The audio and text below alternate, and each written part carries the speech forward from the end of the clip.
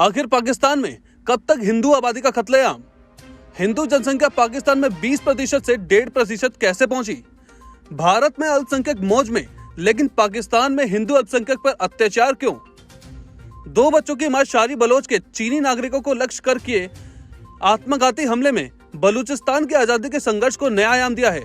Bloch Pakistan में 65 लाख रह गए हैं, फिर भी उनके आजादी की जंग जारी है। वे मारे जा रहे हैं, बहुतों की लाश भी नहीं मिली। अत्याचारों की लंबी कहानियां हैं, लेकिन मुकाबला चल रहा है। इसी तरह सिंध में आज मात्र 40 लाख हिंदू बचे हैं, जो मुख्यतः अमरकोट, थापर, मीरपुर खास, संगर आदि जनपदों में ही केंद्रित है।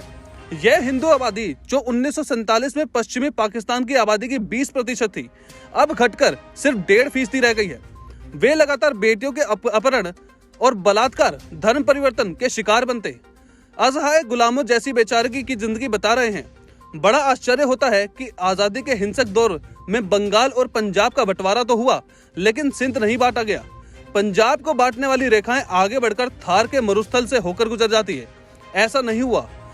फिर हमने बड़े पैमाने पर सिंधी शरणार्थियों को भारत में आते देखा।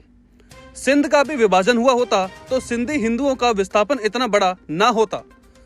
वे हिंदू सिंधी धार्मिक अत्याचार के विरुद्ध खड़े होने की सोच भी नहीं सके। आश्चर्यजनक है कि वहां कभी भी पाकिस्तान के अंदर इन जिलों को मिलाकर सिंध हिंदू ऑटोनॉमस एनक्लेव की मांग नहीं उठी। भारत से भी सिंध के लिए आज तक ऐसी कोई मांग नहीं उठी।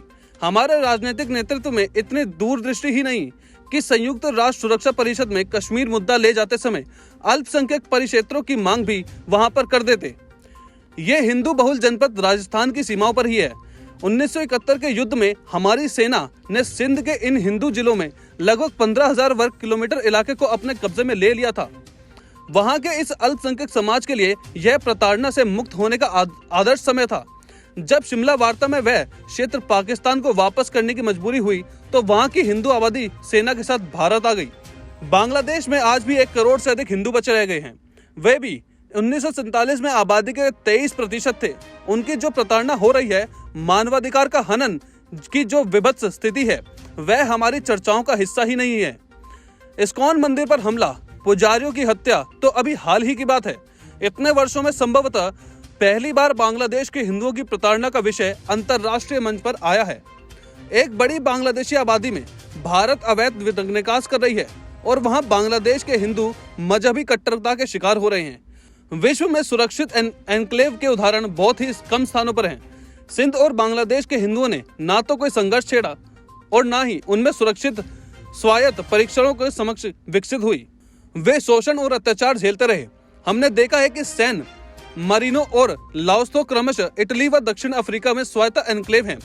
युद्ध के दौरान ही रूस ने अभी तक यूक्रेन से के रूसी बहुल क्षेत्रों के लिए डोनबास में 2 परिक्षेत्रों के लोहांसक व डोन्स्का की घोषणा भी कर दी है।